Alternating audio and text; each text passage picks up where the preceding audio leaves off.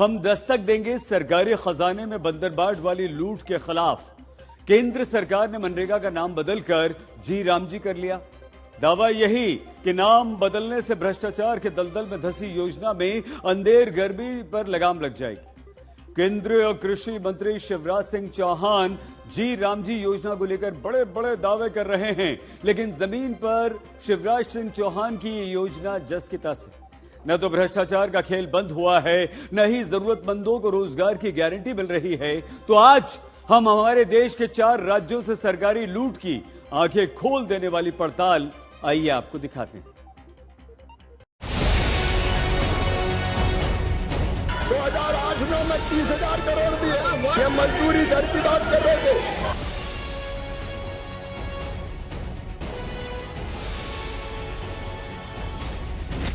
302 करोड़ किसकी तिजोरी में गए?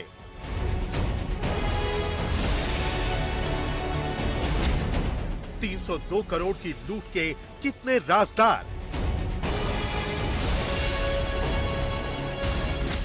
302 करोड़ लुट गए और सरकार क्यों सोती रही?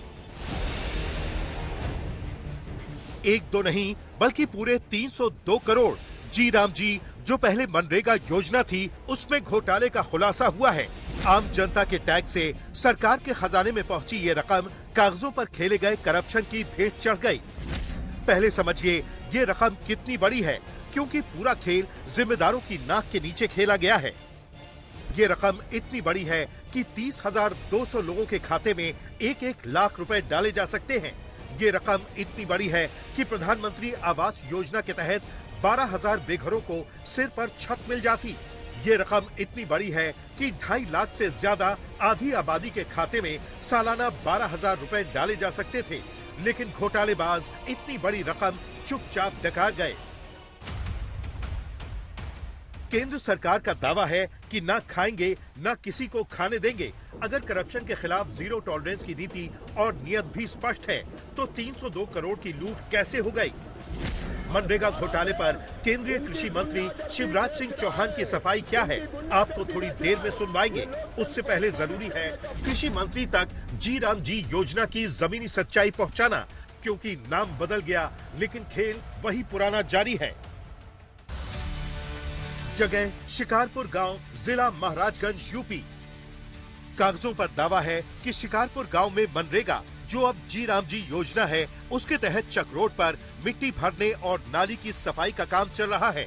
एक दो नहीं बल्कि 100 गरीबों को मजदूरी का काम मिला हुआ है, लेकिन ये सिर्फ दावे हैं, क्योंकि आज तक की टीम को जमीन पर एक भी मजदूर नहीं मिला, जबकि 100 मजदूरों की हाजिरी दिखाई गई है।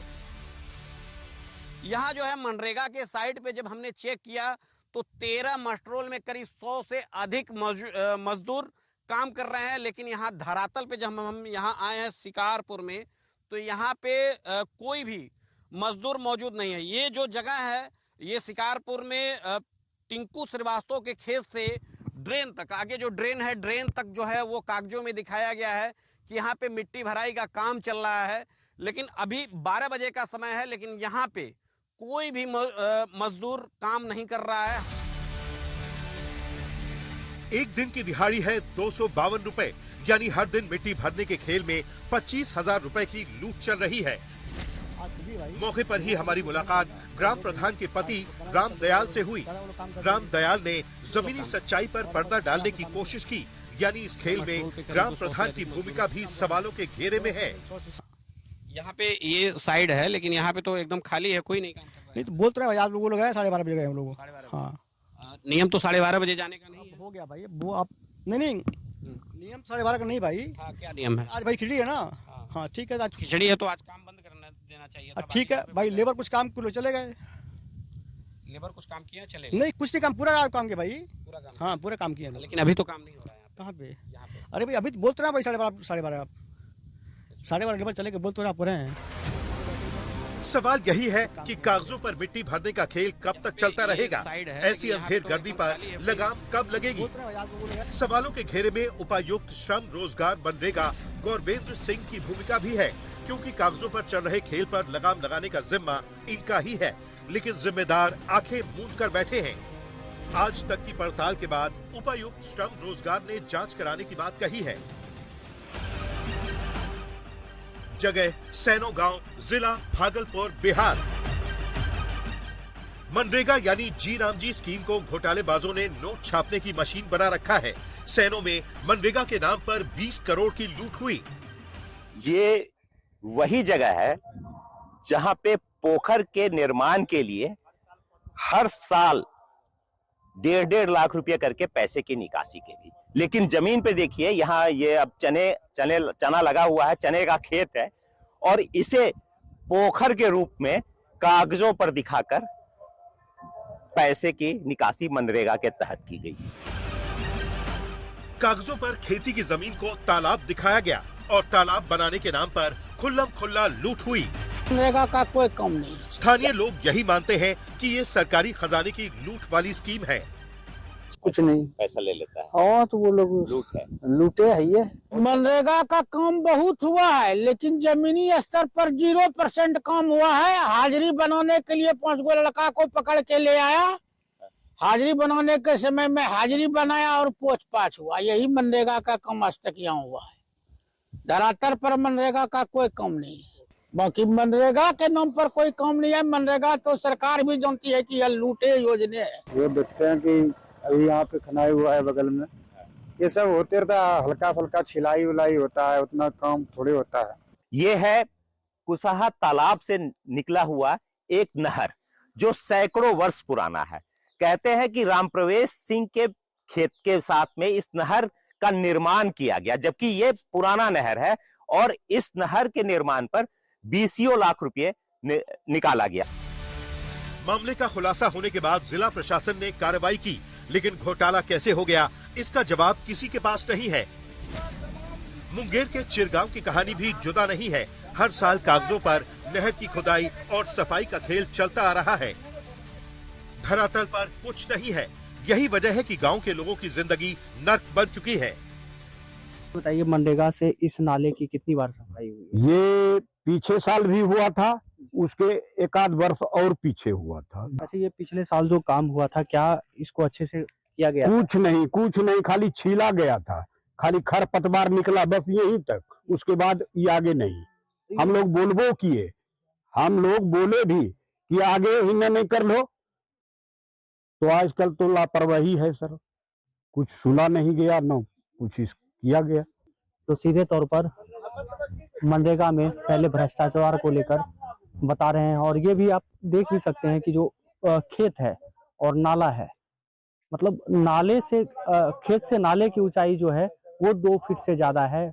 ग्रामीण ये भी बता रहे हैं कि इसमें कुछ दिन पहले ही मनरेगा के द्वारा पैसे की निकासी भी हुई थी। लाखों रुपए जो है सरकार की जो योजनाएं हैं इसमें खर्च की गई, लेकिन नतीजा वही है कि खेत से ऊपर नाला हो गया।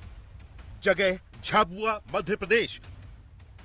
अपनी मां के साथ अपने पिता सकरिया उर्फ हकरिया की मौत का सर्टिफिकेट लेकर बैठे ये लालू डामोर हैं। मध्य प्रदेश के झाबुआ जिले के रानापुर ब्लॉक के रहने वाले हैं। लालू का आरोप यही है कि मनरेगा स्कीम के घोटालेबाजों ने इनके दिवंगत पिता का बाकायदा जॉब कार्ड बनवाया और उनके नाम पर पैसे निकाले गए।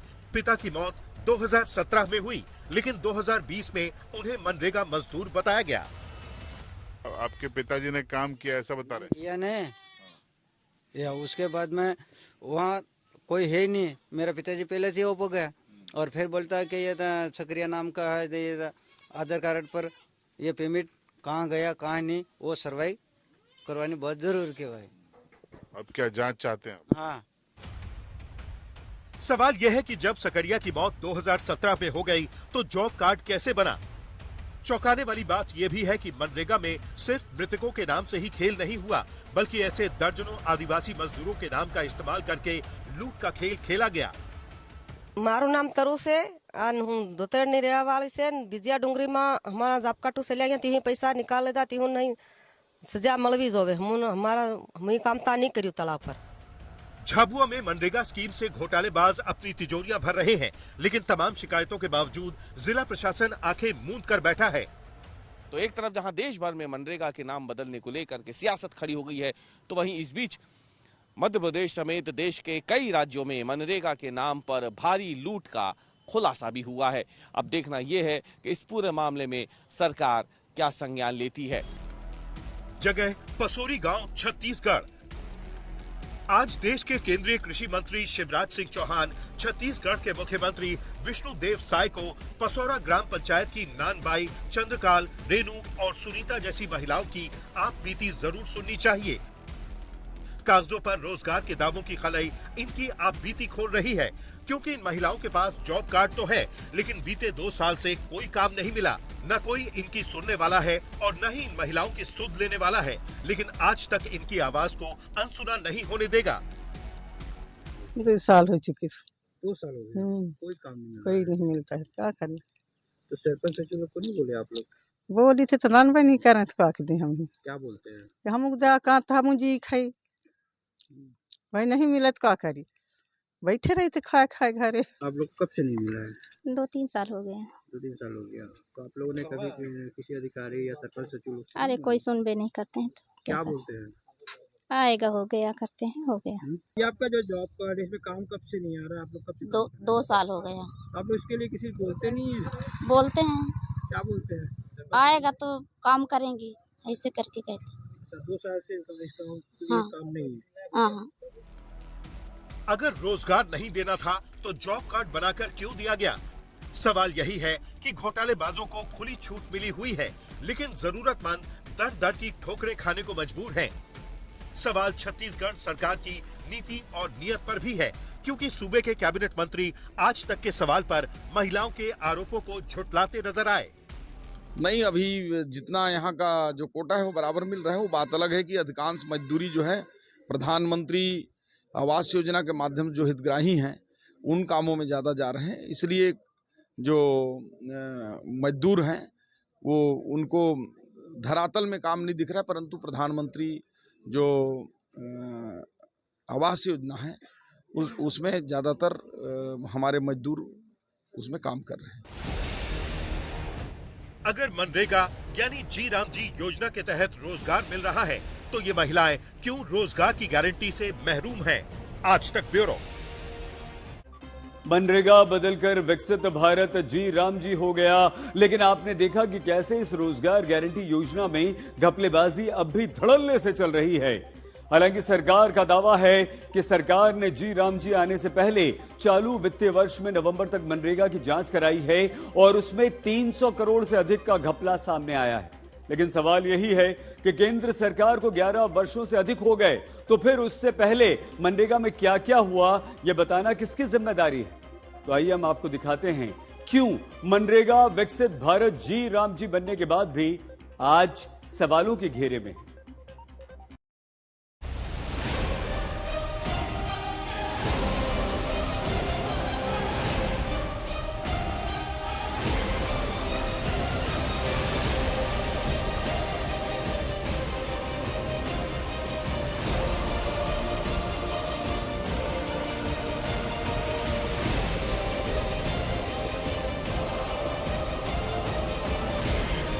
विकसित भारत जी राम जी बनने के बाद मनरेगा सवालों के घेरे में है।